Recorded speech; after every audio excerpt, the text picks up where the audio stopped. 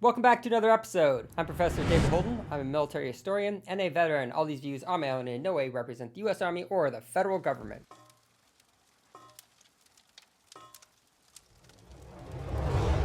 So today, we're going to be talking about the Biden administration considering giving illegal immigrants $450,000. You know, often when I hear stories like this, I'm transported back in time, like 20 years ago, when I was a young lieutenant in the U.S. Army. There I was, sitting on this broken down wagon next to this retired Iraqi officer. And we were near this town called Iskandariyah. And we were overlooking the Euphrates River. And it's almost like something out of like a biblical story. We're sitting there, the sun's beating down on us. It's got to be like 120 like it was every day. The dust was swirling around in the dry wind. And we were just having a conversation. It was around September 2003. And as we're overlooking this river, we get into this conversation about the war and why it went the way it did. And he was telling me all the reasons that the Iraqi army had lost. But it really came down for him to be on the shoulders of Saddam Hussein. That, in his words, if Saddam Hussein had been a better general, they would have won the war. He was telling me stories about the Iraq-Iran war. And he was saying, you know, had Saddam been a better general today, we certainly would have beat you guys. And I tried to convey to him there was no way on God's green earth that was ever going to happen. Economically and militarily, they were so far outclassed. They never stood a chance in a toe-to-toe fight. But in his mind, in the world that he lived, he couldn't quite grasp reality. He didn't have the information. Now today, we have more than enough information.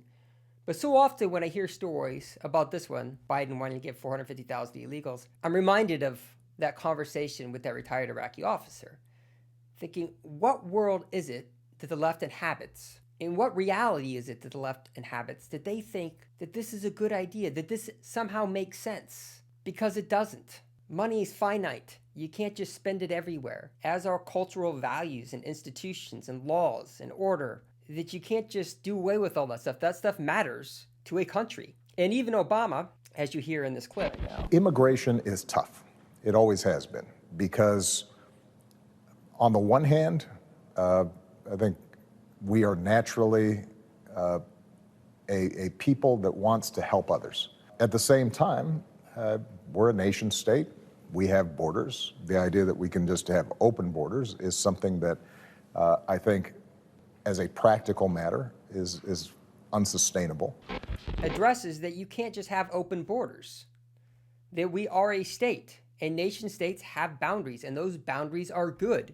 And they serve us, and they serve other countries as well. Every nation in this world has boundaries. And within those boundaries, they have laws that govern the people within that country.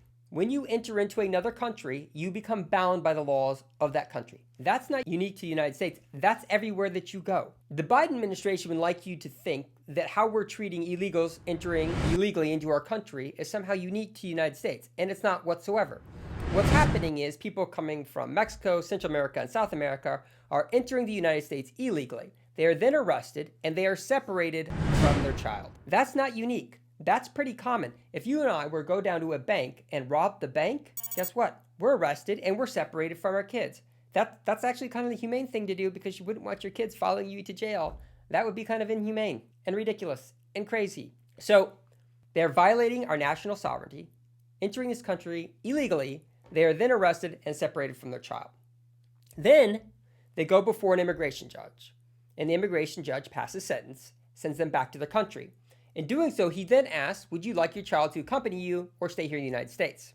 Many say that they would like their child to stay in the United States. Here's the problem. Now, with the help of the ACLU, what's happening is those parents are being brought back to the United States to be reunited with their child. And then according to the ACLU, they should be provided monetary damages for the emotional harm and psychological damage caused by being separated from their child. But under most of these circumstances, they've been separated by their own volition to leave their child here in the United States. This is hard to wrap your mind around. So someone breaks our laws, illegally enters our country, then decides, in most cases, to leave their child in the United States, to go back to their country. And now the ACLU is bringing the parents back at taxpayer expense, and then is looking at, in their words, meaningful compensation and a pathway to stay in this country. At $450,000 per person, up to $1 million per family for breaking our laws.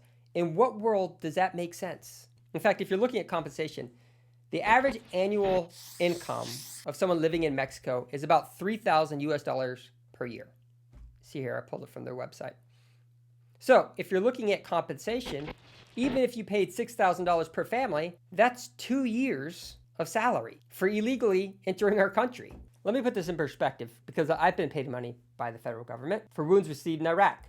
So when I was blown up near Fallujah in 2004, I stayed in the hospital for the better part of about 9 months. After dozens of surgeries and an amputation, the Army cut me a check for around $50,000. If an American soldier is killed in combat, serving his country, a mother, father, son, daughter is killed serving the United States of America, the U.S. government cuts you a check for $100,000. And yet people that illegally entered our country are going to be paid $450,000 per person, up to $1 million per family for psychological trauma? Are you kidding me? I've lived through trauma. I live with it every day. Every day I get up and every step that I take, I'm reminded. I got cut a check for $50,000. And we're looking at paying them $450,000 to $1 million for breaking our laws? Or in the event that you're a Gold Star family and a loved one was killed serving this country, and you're going to cut a check for $100,000? That's not putting America first. That doesn't even make sense.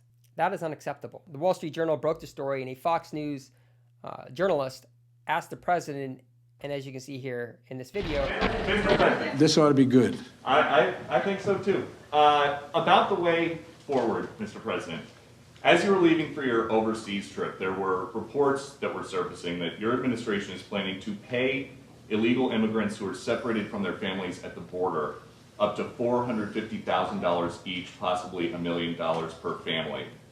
Do you think that that might incentivize more people to come over illegally?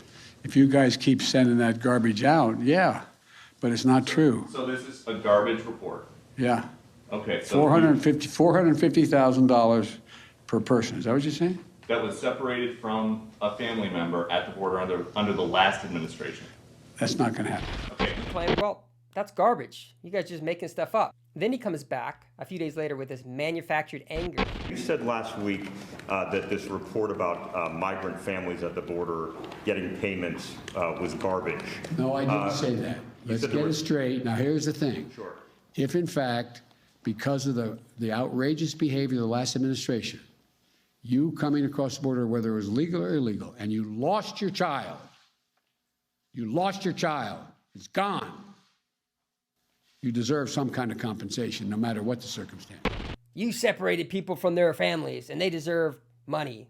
Yes, when people commit crimes, they are separated from the kids.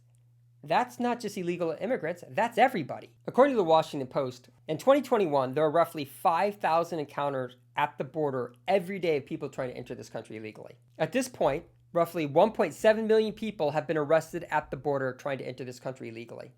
That's the highest ever recorded, 1.7 million.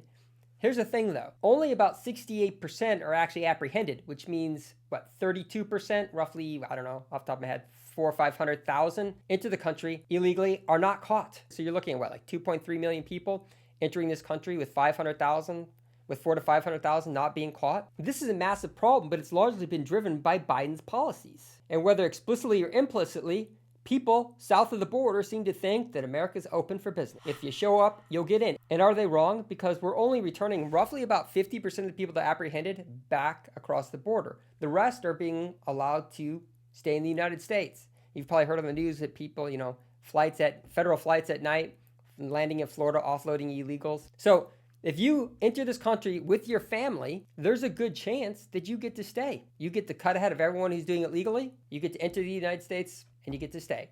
So implicitly, you're telling everybody, hey, if you get here and you get into the United States, we'll let you stay. And Biden's policies are also aiding their cartels, because the cartels get paid $300 to $500 per person to get you across the border. The people that are entering your country, you want to be a net benefit, not a drain on your resources. Over half the people entering from the southern border don't even have a high school degree. In an era of increasing competition and more automation, this just doesn't seem like a recipe for success. But this immigration disaster is a product of Biden's policies. The Afghanistan debacle, that was part of Biden's policy. The supply chain chaos, also attributable to Biden and the unions that he talks so highly about. And you also have inflation, again, a product of Biden's fiscal policies, where they spend money like it doesn't matter. And you can see it not only in the bills they put forward in Congress, but the amount of money they're considering giving to illegal immigrants crossing this country and violating our laws. The idea that you're going to get $450,000 to $1 million, that's a hell of a lot of money. But money doesn't mean anything to them. It's fungible. Wholesale prices are near an all-time high at 8.6%. Everything's costing significantly more. Nearly everything that the Biden administration touches falls apart. Look at Afghanistan. Despite being warned by his generals of the consequences of pulling out, he pulls the plug anyway. Consequences be damned. Inflation. He was warned long ago that his fiscal policies would result in inflation. And they said, well, it'll just be localized inflation. The chaos at the border is also a product of Biden's immigration policies. You can't have an open border policy, which is in effect what we have. You have supply chain chaos with 100+ ships lining up outside the ports in California. Again, that wasn't a problem that just happened overnight. That was something that a good administration would have seen coming and reacted to quickly. And the Biden administration hasn't. We have labor shortages. There's plenty of people that can work, but when you pay people good money to stay home, they're going to take the money and sit at home and watch Netflix. That, again, is a product of the Biden administration. You can't run a nation like this. In the end, you have to have good fiscal, social, and political policies. And we're just not seeing that. You can run a nation into the ground. There's no wisdom to how they're running this country. There's emergencies at every turn, but these are emergencies that they've manufactured through bad policy. He creates all his own problems. Usually nations have enough of their own problems. Biden just goes around making new ones. You can't continue to do this and have a functioning country for long. If you liked this video and found it helpful, please give me a thumbs up, leave a comment down below. And your support would be greatly appreciated. You can do so at davidwholden.com, even $3 a month. Every little bit helps. Thank you for watching and have a good day.